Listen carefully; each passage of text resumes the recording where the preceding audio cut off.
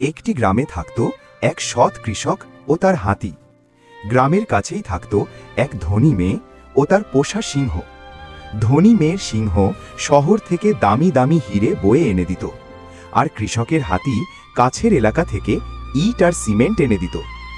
ধনী মেয়ে হীরের দেওয়াল দিয়ে ঝকঝবে বাড়ি বানালো, কৃষক ইট সিমেন্ট দিয়ে ছোট কিন্তু মজবুত বাড়ি বানালো।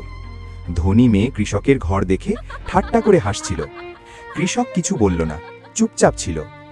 একদিন রাতে চোরেরা এসে হীরের বাড়ির সব হীরে চুরি করে নিয়ে গেল।